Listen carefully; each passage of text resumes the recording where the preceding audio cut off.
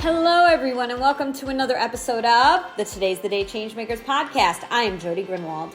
This week, my guest is Robt Martin Seda-Schreiber, Chief Activist for the Bayard Rustin Center for Social Justice. This guest is very special, not only for the incredible human that he is and all the incredible work that he does, but because I also get to call him my cousin. Listen in to hear how Robert became a guest on the Today's the Day Changemakers Podcast.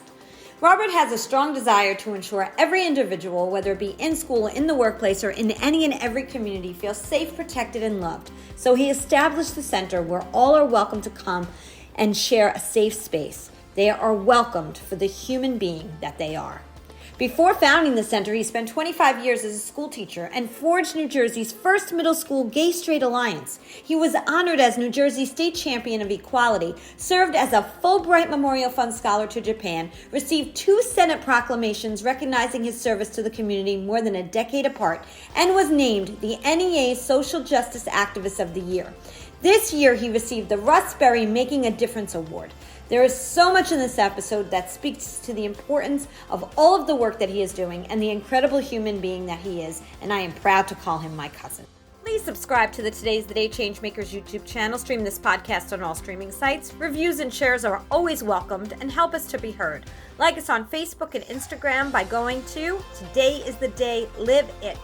To learn more about Today is the Day consulting and coaching services and the new Today is the Day Changemakers Connective, go to todayisthedayliveit.com.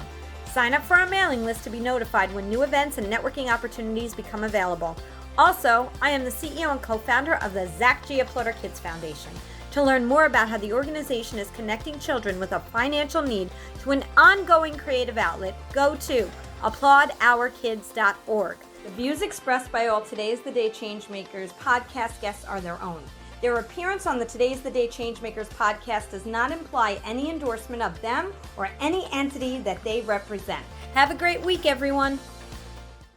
Hello, everyone, and welcome to another episode of the Today's the Day Changemakers podcast. I am Jody Grunwald, and as I say every single week, I get to interview the changemakers, the inspirers, and those who are disrupting the status quo in the best way possible to make positive change. And today, I am so excited, and I'll be able to tell everybody why in a minute, that I have Robt Martin Seda-Schreiber here from the Bayard Rustin Center. And I cannot tell you how excited I am about this. Robert, how are you? I am delightful, and I am equally excited, inspired, looking forward to a meaningful moment and a community building conversation, but also I can't wait to dig into and let folks know our secret origin as well. Absolutely. Before we do that, I'm going to read your bio, and then we'll get into a little bit of that. So Robt Martin has been at the forefront of intersectional social justice for decades. First as a school teacher for over 25 years, during which he forged the first gay-straight alliance in a New Jersey middle school, and now as founder and chief activist of the Bayard Rustin Center for Social Justice in Princeton, wherein he has created innovative, all-inclusive support programs and built a dedicated LGBTQIA safe space for queer youth families and our elders that is open every day with trained volunteers to welcome all with the care and respect they need and deserve. I am so proud of you. I really, really, truly am. And I mean that in the best way possible. I've gotten to see some of the stuff from the sidelines. And so everyone who's listening will now kind of understand that arch that you talked about is that Robert and I are related. But the funny part about this is, and we're third cousins, the funny part about this is that I found out that Robert was working where he is and what he started and what he's done, because, you lose touch. Third cousins, you just don't always stay so close. And it's unfortunate, to be honest, it is unfortunate. But seeing the incredible work he was doing, I wanted to have him on the podcast, and we started talking. And then we lost touch again.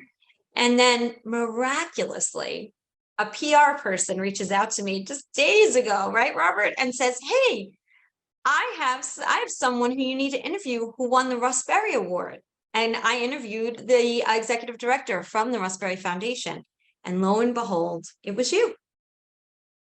Indeed. And let's start there. I want to dig into our past and our family, and I think that's an important part of my journey too. So it's wonderful, that connection. But I do want to give a huge, heartfelt shout out to the Rustberry Foundation, to the Rustberry Making a Difference Award. I am so honored and thrilled to receive this. You just mentioned that you interviewed Meredith, who is so inspirational and such a beautiful person in and of herself. I want to thank Andrea for setting this up on the public relations side. And I'm not doing all of this because it's de rigueur. I'm doing this because I really mean it. I don't ever say anything I don't mean or feel or absolutely sincerely embrace. What the Rustberry Foundation has been doing for years and years, decades, in fact, has been recognizing change makers in the state of New Jersey. And what's important about that, and what's important about these kind of awards, sure, it's beautiful to get up and get a nice framed certificate, and to be with other folks and be inspired and to talk and have these meaningful conversations. But what's really important is amplifying voices.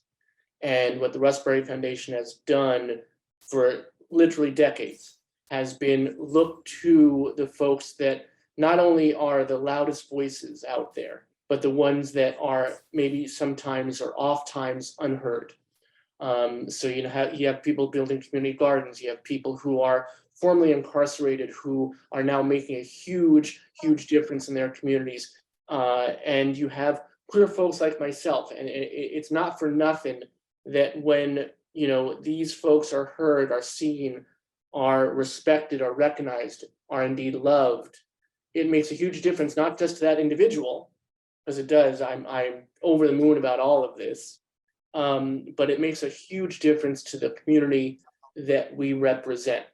When you see someone who has made a difference under very difficult circumstances, or in a community that is often maligned or misunderstood, it's not just that one person, but it's all those folks that are behind them, are alongside of them, and especially are in front of them, leading the way. Oh my gosh, that was so beautifully put. No wonder you've won this incredible award, and super, super congratulations to you. Your journey, I can't wait, because there's parts of it missing, right? Because as I mentioned earlier, we did lose some touch. And so I'm going to be learning along with everybody else more about your journey. But you had mentioned that you wanted to talk a little bit more about our family. And I'd love to hear from your side. You're a little older than me, not much, not by much, but so your memory is a little bit stronger than mine. But your grandparents were truly idols to me growing up. There's a love between these two people, my Aunt Ada and Uncle Jack, that were just insanely incredible. That I remember I was 10 when Uncle Jack passed away. And seriously, that still always comes to my mind, how much they adored and were so close. So I want you to take us a little bit on your family journey here too. Nothing would make me happier. In fact, we could spend the whole half hour, 45 minutes on that. And I say not for nothing that you're doing the work you're doing. And I hope that your audience, I'm sure they are, but it bears repeating ad infinitum, the work you're doing with this podcast, with the video component, the audio component, the magazine that's adjacent to it, the forum that you put together, all of this, I don't think that it's just coincidence that you're doing this, that I'm doing this from where we come from. And you speak of Aunt Ada and Uncle Jack, my Nani and Poppy. I hold my family sacrosanct, and I hold their relationship in such high regard. There's a great story, and this is probably the only time I'll ever get to tell it when we're talking about my community work. But I know that my Nani and my Poppy had such a love story that she used to make him mashed potatoes every night. And this is before electric mixers and before Cuisinarts and all of that. So she would mash potatoes by hand. She would do all this work for years and years, if not decades. She would make mashed potatoes because she thought it was his favorite thing. After however long that she put forth this effort and that he ate these mashed potatoes, he finally said to her, mashed potatoes, not really my favorite. So she had been doing this thing for years and years and years because she thought she was making him so happy and putting forth this incredible effort. He didn't want to hurt her feelings and say, hey, not really my favorite thing. And this is their relationship in a nutshell. You put a button on it and you say, this is how much they loved each other. And this is the dedication they had for each other and how much they respected each other. And that was a rarity in that time. The disparity and social justice as a concept really, to me, begins with love. It's like Brother Cornell says, love is what justice looks like in public, and you look to these relationships, and I look to my parents, and I look to the way that they interact with each other in the house and in front of my brother and myself, and what they taught me. First and foremost, naming me Robert Martin and putting that huge burden on me. Robert Kennedy, Martin Luther King, those are not, names to be trifled with, or folks that didn't do some extraordinary things. But I carry that mantle so proudly, and it's such an honor. And no exaggeration, I think about it on a daily basis, what that means and what my role is and how I have to make sure that I am doing something that makes that name, those names, that lineage, that honor, what my Nani and Poppy showed us through love, what my parents taught us through respect, each and every day. And what was wonderful about my folks is in our house, it was never a lecture. It was never, hey, this is how you treat people, or this is what we do that's right. It was just through their behavior, how they treated each person that walked in the house, and especially how they treated each other. It goes back to that love. There was never any sort of inequality in their relationship. And it was always, they talked not to each other ever, or at each other especially, but always with each other. And that's something I carry forth here at the center as sacrosanct, because we represent so many beautifully diverse communities and so many different marginalized folks that I make it very, very, I am very careful never to speak for anyone, but with everyone. Because as much as I might understand or even empathize with someone's journey, I'm never going to truly know it. So I need to hear it from them. And I need to know when we put forth our Queer Youth Brigade, or when we hold our Trans Justice Collective meetings, or whatever it is we may do, when we have our safe space each and every day here that's hosted by trained volunteers who are dedicated to making sure that everybody comes in and feels recognized and respected and loved. Whoever walks in these doors, whether it's here at the center, physically in Princeton, New Jersey, or we have a national platform where we do a lot of work virtually, and I travel around, have social justice will travel. I make sure that we're always open and hearing what people want, not what we think they need, but what they want. And that's been much of the journey and what my family has taught me. I know this, that as I was growing up in the 70s, the word safe space, the concept of safe space was still, maybe in the earliest gestation, that it wasn't a concept that was well known, if at all. But I know that my parents did that for people. I know that I would come home at 2 in the freaking morning. I'd have friends in my house, and I'd say, hey, I was just out, what are you doing here? And they're like, oh, we didn't come to see you. We came because this is the only place that we feel seen. This is the only place we feel safe. So they created this iteration of what I'm now doing as my life's journey. And it was just through example. It was just through, to them, it was just the way we treat each other. It was just the way that we interact with each other. It was just the way that we are on this journey together.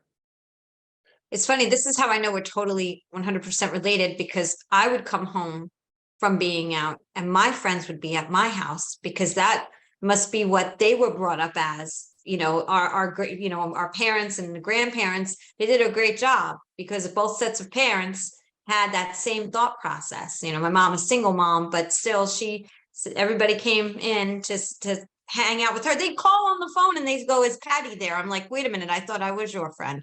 And she gave them that safe space. So it's so beautiful, so needed and necessary in the world we live in today, even more so. That's those safe spaces need to be.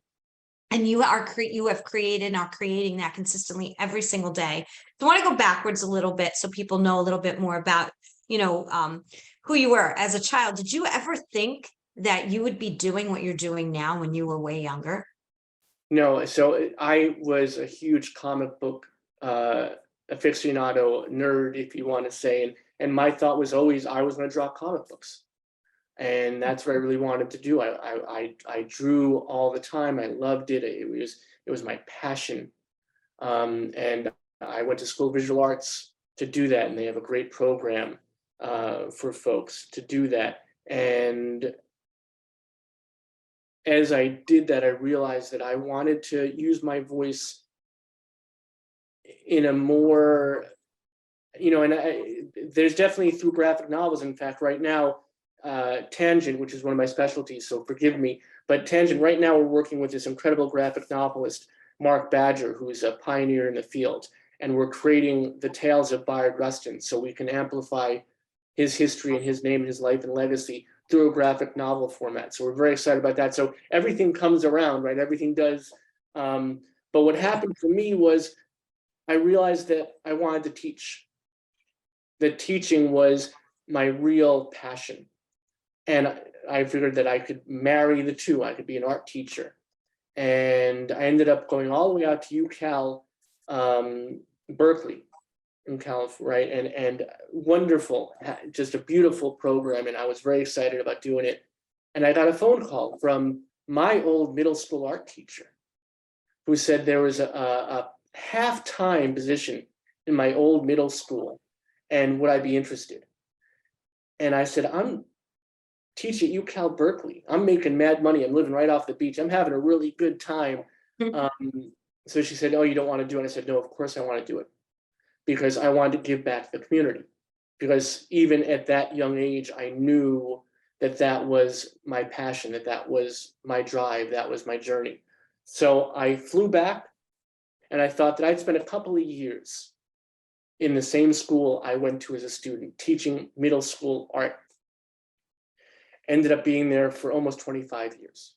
And as you mentioned, one of the things I'm most proud of was starting the first Gay Straight Alliance in a middle school in New Jersey, which then inspired not only across the state, but around the nation, folks to do that. And I was able to help and work with other teachers and administrators and students especially do that at their schools across the nation. And again, all of this work, I want to make it crystal, was not me. At best, I was sometimes the inspiration. At best, sometimes I was the motivator. At best, sometimes I was the one that put the mechanisms in place. But what it always was and what it always is and what it is now here at the center as well, is that it is about community.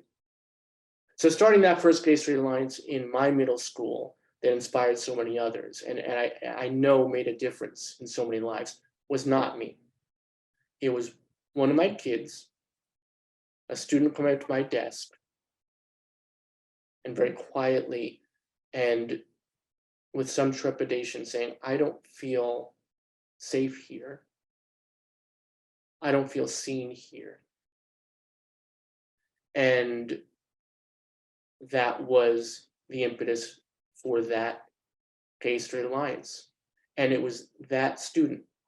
And then it was other teachers who worked with me and counselors who worked with me. It was a community effort. And it always is, it always has to be. And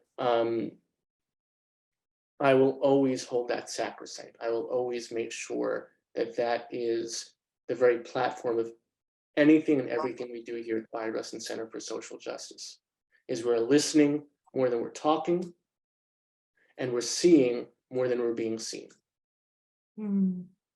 So beautiful. So you started that incredible club and helped more children to feel seen. I feel like middle school is probably the hardest, and you'll know better than me because you spent 25 years in the system. But I know with my own children, it was the hardest time of their life. I feel like middle school, a lot of changes happening as an individual. And so when you saw that and you changed that and you created that, and I'm sure it's grown over the years and other schools have adopted it, what was next for you after that? Well, if I may, I always want to, we get into these ideas when we talk about social justice, racial justice, queer justice, reproductive rights, birth justice, all these different platforms, ideas, and important concepts. But sometimes you get too caught up in the platitudes and the ideals and the higher level stuff. So I'd love to tell a story. Please. I'm a storyteller at heart. I love it. And the Gay Straight Alliance was always so important to me, and I would tell the kids this each and every meeting we had. And there'd be 40, 50 or more kids showing up we met multiple times a week because they just wanted to be there all the time. But I told them it was so much more important, not for them who were in that room at the time, but for the kids and the adults who couldn't be in the room for whatever reasons, whatever circumstances kept them away, out of fear, out of just scheduling, out of not being able to be out, not being able to have their family or their classmates or their community see them for who they truly were. But us being there was really meaningful because then they knew that there was a place where people were doing that and they weren't alone. So what we did was we always made sure that we reached out as much as possible.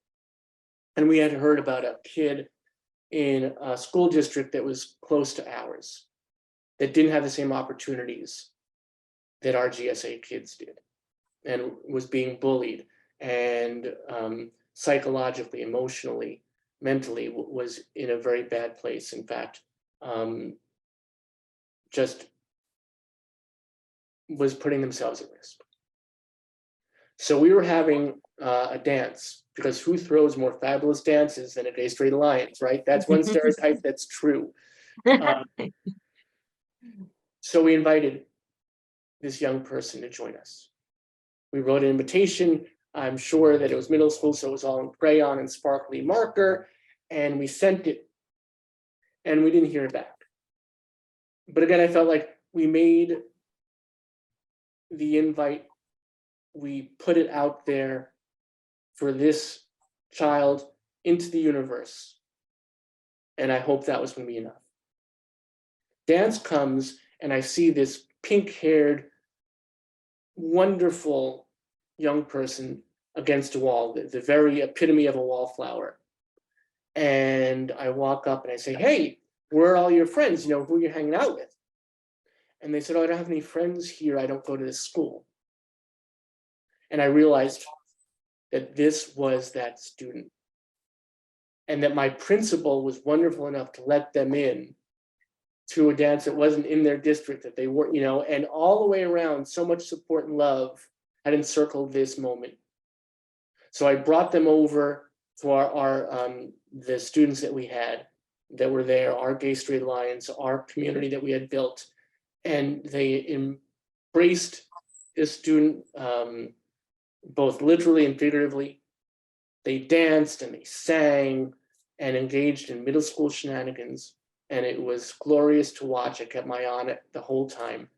And as this student left, I walked them out because I just want to make sure they were safe, and I want to make sure. And their parents had been in the parking lot the entire time of the dance. So anxious, so worried, so fearful of what this experience was going to be. And when they saw the smile on their child's face, They cried, the student cried, I cried, we embraced. And what was beautiful about that, and I think that this is what we do here at the center still, but then I became their advocate, and we actually ended up suing their school district because of all of the laws they had broken, the anti-bullying act that protects our kids so strongly here in New Jersey. It was ridiculous and reprehensible what they had done. So long story short, I know too late, but I think it's worth it. No, this is amazing. Amazing. We were able to have that school district pay to have that student attend my school. So they would have a community, they would feel safe, they would be where they belonged and where they deserved to be. And the family wanted no compensation of their own. All they wanted was practices put in place in the school that they used to go to, that other kids would never go through this again. That's all they asked for. But the school district was forced to pay for the busing, for the school taxes, for all the expenses to have this student come to our school. And this student came and became the president of our GSA. And this is the most beautiful capper of this story, is they walk into my classroom just a few weeks after they entered the district, and they apologized. And I said, what are you apologizing for? And they said, well, you've done so much for me, and this has been such a beautiful experience, and I know how much work you put in, and now I'm going to make things really difficult, and I know it's going to blow back on you. And I said, what do you mean? And they said, well, I finally feel safe enough. I finally feel like I belong somewhere, that I've realized who I truly am. And they were going to transition, and they were able to embrace who they have been since birth, but only able to recognize it because they are finally in this cocoon of family, of community that we had, that my kids had really allowed them. So they became our first transgender student in our school. And I said at that conversation initially, I said, you never have to apologize. Whatever difficulties you face, that I face, that the GSA faces, that this community faces, we will fight if we have to together, but we will love that much stronger together and make people realize this is just who you are and who you've always been. And beautifully, the school, the district, embraced this change, and we were able to have and to put forward our first transgender student, who was the first of many after that, because once that person makes that brave step forward, there are so many other people who have just been waiting to see that. And this was a pivotal moment in my journey, again, because my journey is nothing without all the folks that have helped me to realize what's possible through their bravery, through their journeys, and one of the things that I talk about when, we embrace intersectionality here at the center, because that's who Bayard Rustin was. He was, the man who organized the March in Washington in '63. He was the person who inspired the Freedom Riders. He brought the peace symbol to America from a nuclear disarmament rally in 1958. He was the one that coined the term "spoke truth to power." He did all of these things and so much more. And I know it sounds like I'm being hyperbolic and I'm exaggerating, but this is all absolute historical fact. But he was left behind, and he was edited out of the history books and excised from the stories told because he was a queer Black man. But he embraced that intersectionality decades before Dr. Kimberly Crenshaw coined the term. So we hold that concept, that principle, as sacrosanct here at the center. And the way we put into action is that we never think that one person's journey or one community's journey is the same. They're not. They never are. And anybody that tries to make that false equivalency is not being true to those individuals in those communities. because we have to respect the journeys of individuals and communities as being wholly different. But there's a similarity. There's an intersectionality. There is each of our squares in that beautiful tapestry of life are connected. And we can't walk in the same path, but we can, and I'm sorry, this is going to sound corny, I know, and I'll put it out there and give it that caveat. We can't walk on the same path as each other, but I truly believe we can hold hands across the divide and make our journeys that much easier and that much more loving. Absolutely. Pam 10 is a leader in IT enterprise solutions and staffing. They are driven to transform their clients' business performances. They do this every day by providing their clients with the best services and products. Products like BizLego, an online community platform, and Colear, a unique learning management system. They also transform the lives of women and children through their associated nonprofits, SheTech, which supports women in and joining the technology field, and Sofkin, support organization for kids in need. Pam 10, technology for social good. Go to pam10.com for more information. I want to ask you this because I think it's important. You talk about community and the support and how they really do when you create this community and the community you've created, the embrace and feeling that connection with people it's so important. There's actually something that I read recently that there is actually a what is it called? There's a problem with loneliness across the world. It's an epidemic, they're saying. This loneliness piece is an epidemic. And when you can feel like you're part and you normalize things, it's an incredible feeling. But yet I work with kids all the time, and they have a little bit of that community that you're talking about, those who are accepting. But for those who are listening right now, Robert, I think I want to ask you this question because I feel like you have so much experience. What happens when the family doesn't accept? What advice do you have for those out there for when they go home and the community has embraced them and they feel so connected, but when they walk through that front door, they don't feel that? What advice do you have for them? Well, I think you bring up a really difficult point and something that's why we have these safe spaces, right? That's why we build these communities. I hope that those kids, and by the way, let's be really crystal, because it's not just kids. One of the things that we do here at the center is our spectrum is not just gender identity, sexuality, marginalized communities, but it's age.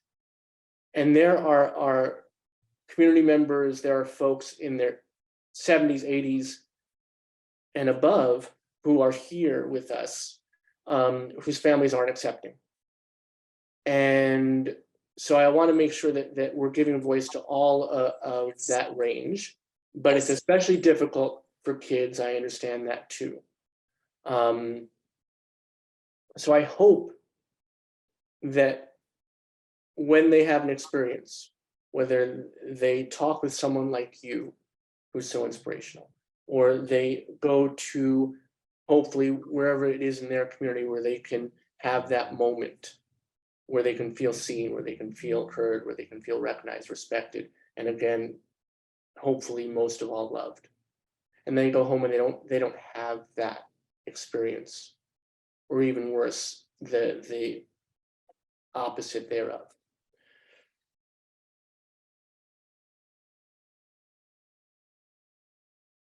I hope they can hold on to what they had in that day or the day before or the week before. I hope that they can find people they can reach out to.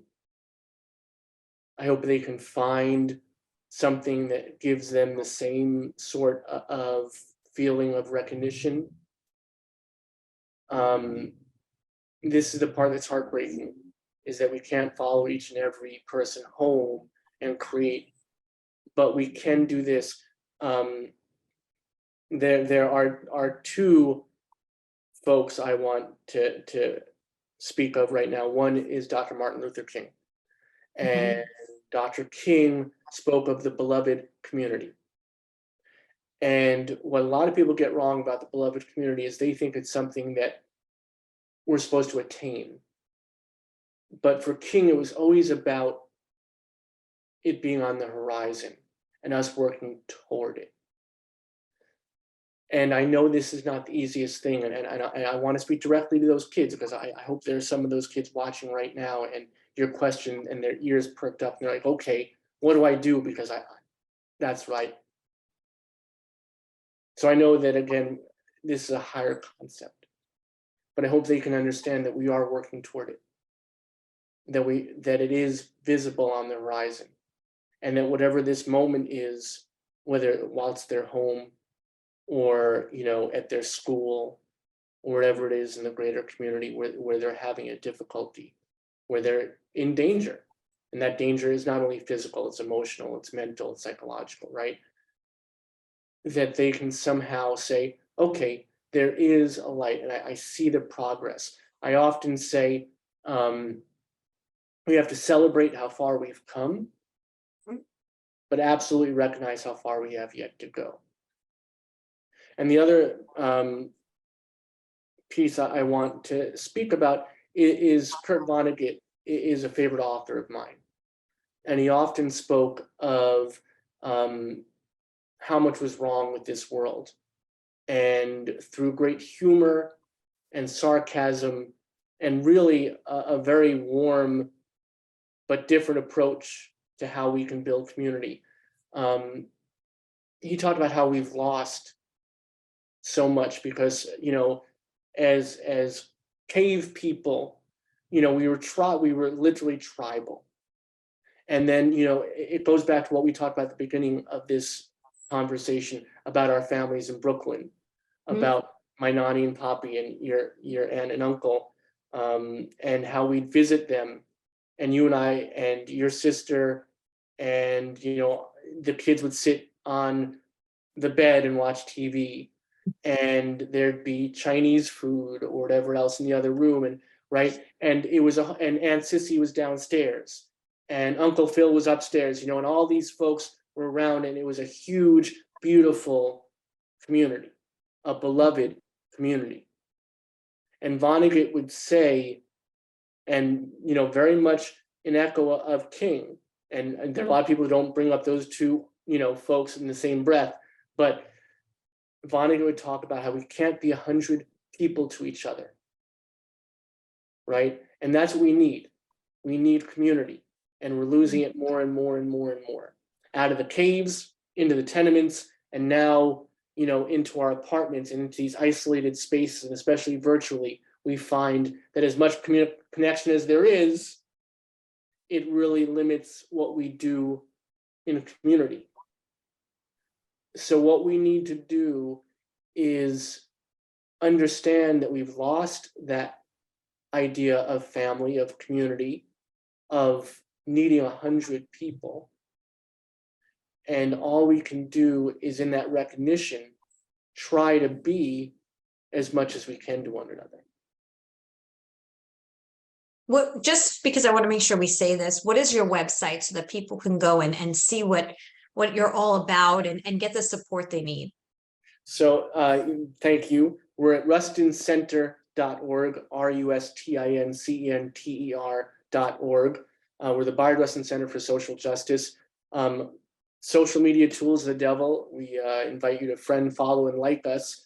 We do extraordinary events and powerful programming all at once. You know, my credo is always making things as meaningful and as fabulous as possible. You know, and you know, we organized the first Pride Parade here in Princeton 4 years ago. And to us, it was, as our family would say, a shanda, that it had not been done before. It was really unbelievable to us. In a supposedly liberal enclave like Princeton, there had not been a Pride event. So 4+ years ago, I sat on a couch with our community outreach coordinator, Carol Watchler, who's my inspiration, who is a queer educator for decades, and is a chosen mother to so many of us. And we sat there and we said, we have to create this Pride thing. And it was 5 weeks till Pride, which is insane to think about. We're going to create this Pride parade. But we did, and we say, you know what, we'll do it. It'll be small. Next year, it'll be as big as it deserves to be, as fabulous as it deserves to be. But this year, at least, we'll put it on the books. We'll put it on the calendar. As I mentioned earlier, it'll be out there so people see it happened. And it ended up, we had 3,000 people in the streets. We had the governor show up. We had, more importantly, all our community show up and glow up.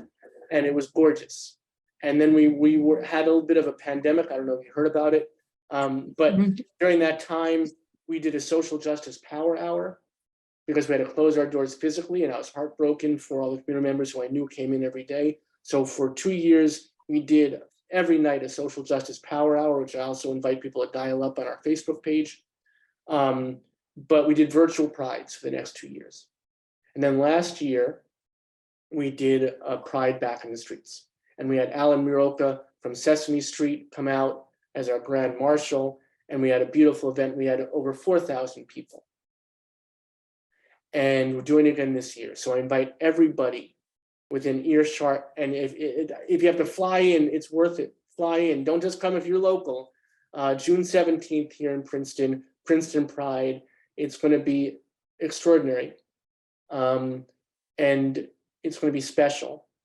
And even sooner than that, and I think this is also kind of encapsulating what we do here at the center, on May 19th, it is the 50th anniversary of the first gay dance here in Princeton.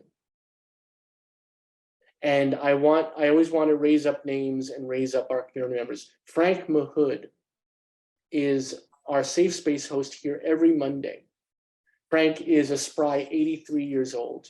He's one of the co-founders of Gay People Princeton, one of the first gay rights organizations here in New Jersey. And 50 years ago to the day, May 19th, was the first gay dance on Princeton campus. And we're going to hold a dance here to celebrate that. And we're so excited about it because to us, our past informs our present and absolutely inspires our future. To raise up these voices, to say, hey, Gay People Princeton, they were the trailblazers.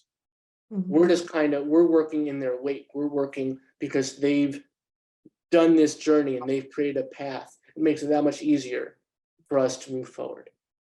So we always make sure that we amplify and we recognize those folks that came before so we can do the work that we do, and especially for those folks who are going to come after us. So if somebody's listening right now and they're saying, I want to help. I want to be a part of this. This sounds that what you've created and what you're putting out there and your energy is contagious. Cousin or not, it is very true. And I'm grateful to you for what you're doing and all that you're doing. How do people get involved and what do you need more of? Well, we always need more community. We also honestly need support. And as I mentioned Kara Watchler before, I love what she says, time, talent, and treasure. And that's the truth. And we are, I'll be really frank with you. We are an odd duck. We are a different kind of entity. And the intersectionality of our mission and our vision and how we encompass and embrace all marginalized communities and our beautifully diverse folks, right, is both a blessing and a curse.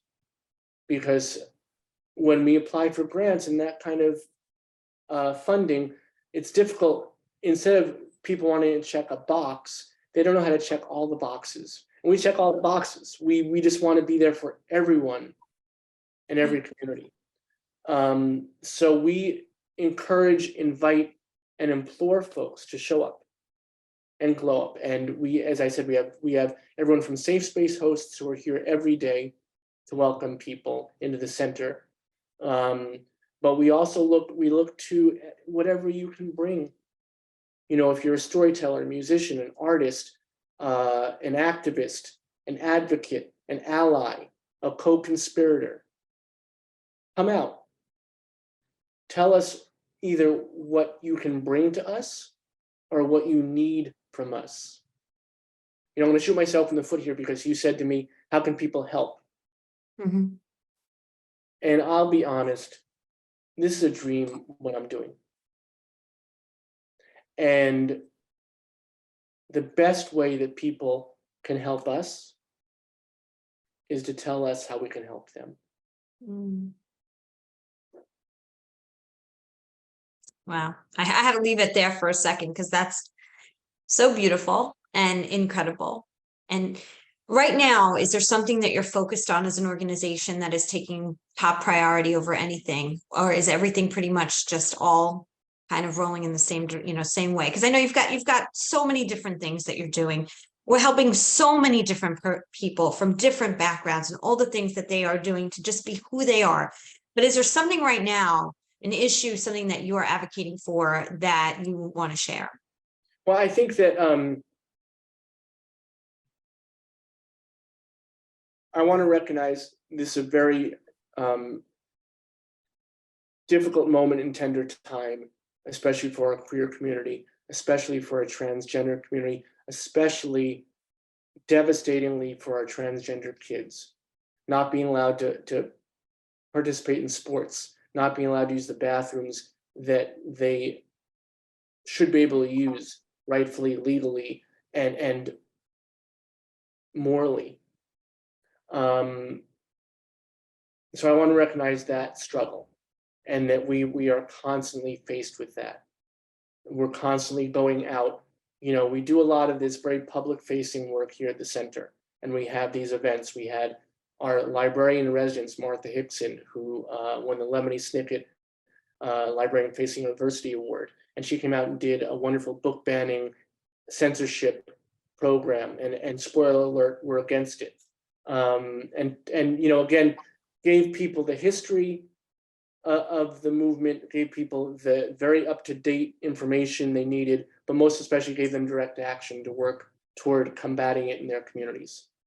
We had Adam Gopnik, who's an incredible author from the New Yorker, and talk about his new book, The Real Work. We have all of these events and all of these programs, our Queer Youth Brigade, our Birth Justice Reproductive Rights Program, our Trans Justice Collective, our Safe Space, as I said, every day here, and so much more. We're doing all of these things.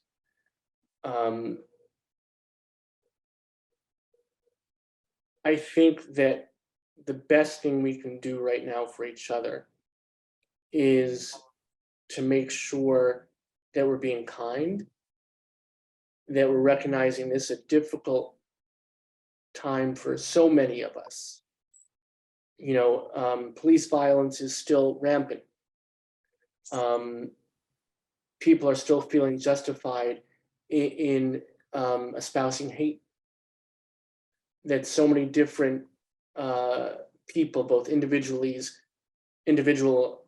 and communally, are being faced with horrific rhetoric, but not only that, but violent action. And sometimes you look to it and you say, how are we to survive this? How are we to move forward? Because it seems like we're taking so many steps backward. Mm-hmm. And I go back to that thing where I say, yes, but look at all of us that are doing the work. Whether it's organizationally, someone like yourself who does this podcast, who spotlights and amplifies the voices of the people making a difference. Whether it's the Raspberry Foundation doing the same thing with their awards, which brought me to you once again, which is a beautiful thing, and I want to thank them for the platform. But whether it's a person in a grocery store who, when they check out, says to the cashier, I hope everyone's being kind to you. I hope you're having a good day. And just having that connection. Mm-hmm. So it's not, all upper level stuff. Sometimes it's very, very much how we interact with each other on an individual basis, on a day-to-day, hour-to-hour, minute-to-minute How are you reacting to people? How are you speaking to people? How are you putting aside your difficulties to recognize the difficulties in another? And again, sometimes empathy is possible, which is a beautiful thing, but sometimes it's only sympathy, which means a great deal as well, because you can't really relate to that individual's experience, but you can say, I'm here for you. I'm holding you in my sphere of care. And sometimes you may not be able to relate at all. And maybe that's the most magical moment, when you have no platform for understanding someone else's experience, yet you can still be there for them and listen and be present. Sometimes that is the most important thing. Yeah. I want to go back to something you said, because I say this all the time. We throw away this one question that we ask each other every day, and it's, how are you? When you look at somebody and somebody says, how are you? So many times, I know I've been guilty of it, and I'll be the first to raise my hand. I will go into a gas station, pull up to the pump, and the gas attendant will say, how are you? Hi, how are you? And I'll be looking and fumbling for my credit card, not making eye contact, and not really saying, great, how are you? But are we really listening? We ask this question and we throw away one of the most important questions that you can ask an individual. Is, how are you? It's a very deep and tender question. And yet it's just kind of what our society does. And most people don't really want to hear the answer. They just throw the question away. And we have to stop doing that when we ask that question, because that is a tender question and you're opening up a gate, a door. And so many people are not ready for that answer sometimes. And that, to me, that's why I say to people, say, I hope you're having a great day, as opposed to, how are you? Because you need to be ready and open and tender for somebody to give you the real answer. And most people aren't. Yeah, I agree wholeheartedly. I think that is, it's those small microcosms that I think hold a great deal of import and impact and can be inspirational. And if you take that breath, if you take that moment and just listen, and sometimes it's a hardship, because there are a lot of people going through a lot of hard things. Mm-hmm. But I promise you it's worth it, because it's extraordinary what you can learn and how you can grow. And I wouldn't be here without those experiences on a small, intimate level, and on the bigger, platform levels of being in community with folks on a larger stage. Both matter, and depending on the day, on the moment, on the experience, one might matter a great deal more. One might be so much more meaningful. You never know when you ask, how are you, what that might mean to somebody, if you actually listen to the answer. And you never know when you're talking to an audience of 500 folks, how your voice impacts that one person in the back row. And that is so true, because I've been contacted by people I never thought I would ever hear from, in countries I never thought would ever listen, just to say thank you for that interview, and because the words that the guest gave that person, they thought was just meant for them. That's how they connected with it. And sometimes, how are you can also mean a celebration. Somebody's got some great news to share, and that'll lift you up when your day is maybe a little bit down. I say sometimes we're the change maker, and sometimes we need to talk to the change maker and have them help us. We never know where we are in the conversation until we have the conversation. So I so appreciate all that you're sharing, and I want to have you back on, because I feel like there's just so much more that we can talk about, and as all the wonderful things that you're doing. I know behind you it says Princeton Pride, and you said it before, is June 17th. And Robert, I ask every single Changemaker podcast guest in the year, there's a new question at the very end, and everybody answers the question. As I'm writing a book, which I keep saying I'm writing this book is going to happen, and I'm going to be able to share the answers to these questions. So this is my third season, but this year's question is: there's change makers, young and old, and those who are aspiring to be listening to this, everybody's a change maker. Everybody has the opportunity to change someone's day. What advice do you have for those experienced change makers or those who are just realizing that their words actually can mean something to someone? What advice do you have for them? Well, I think it harkens back to what we just discussed. Always ask the question and always be open to the answer. Always listen more than you talk. Never make assumptions about who someone is until they tell you, and especially until they show you. And always welcome people into your community, because your community can only thrive if it's continually growing and evolving and being open, recognizing, respecting, and loving all individuals, because that's how we become a collective. And, do whatever is within your power, use whatever privilege you have, and be the best ally, be the best advocate. If you can, be the best co-conspirator, be the most loving member of whatever community you're in, but also look to the communities around you, and then around them, and then around them, and constantly being open to growing, to questioning who you are as an individual and where you are in our collective, and how you can make a difference on a small or a large scale.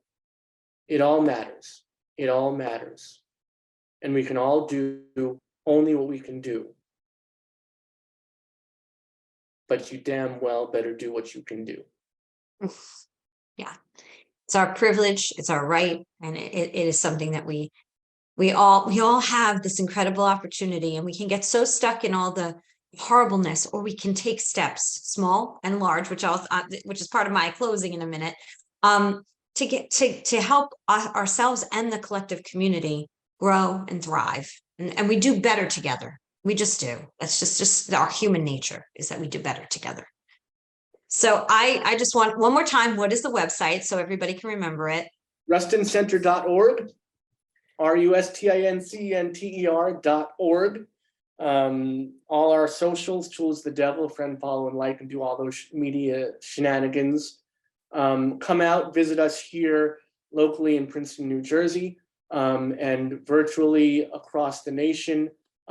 We have partner centers all around, and if you have a space where you are and you want to talk to us about how we might be able to do some good works with people together, some angelic troublemaking, please do reach out. I do want to say that you invited me back, and I will gladly accept an invitation, because I feel that I have done a great disservice to your audience, because I didn't even mention my lovely bride, who is a public defender here in the state of New Jersey, who works and does such extraordinary things. And when I think I have my boots in the ground and I get home from a day of work here at the center, and I'm so like, oh, look what I did. I'm the end all be all. I feel like I've done a small iota of the work she does each and every day, in our public defenders and our people being of service in that way.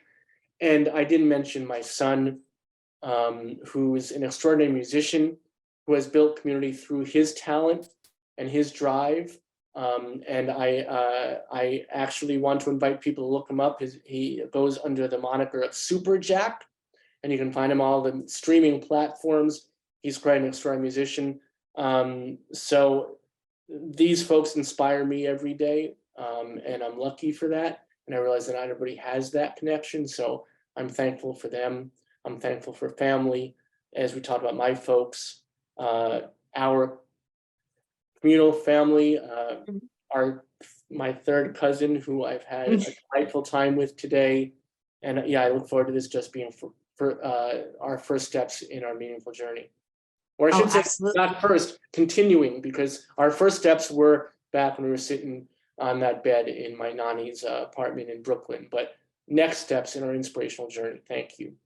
Yeah, well, I absolutely would love to come and visit because I am in New Jersey and I want to see this beautiful center. So we'll have to set something up, and I'd love to have your wife on the show. She's doing change making work. I'd love to share the work that she's doing here in New Jersey, and kudos to your son. And I will make sure my kids follow him. There's just so much that we can, continue to do together. And that's what it's all about. I call today is the day connective, because I'm doing all I can to connect people from around the world with each other. We learn so much from each other. We don't need to stay in our silos, in our little towns, in our little communities. Community can be as small or as large as you want it to be. And that's our choice. So thank you, Robert. Thank you for your time. Thank you for your incredible work. And I'm going to say what I say at the end of every single podcast. Today is the day. You cannot go back to yesterday, and you do not yet own tomorrow. So what small or large step are you going to take today to reach your goals? Have a great week, everyone. Thanks again, Robert. Thank you.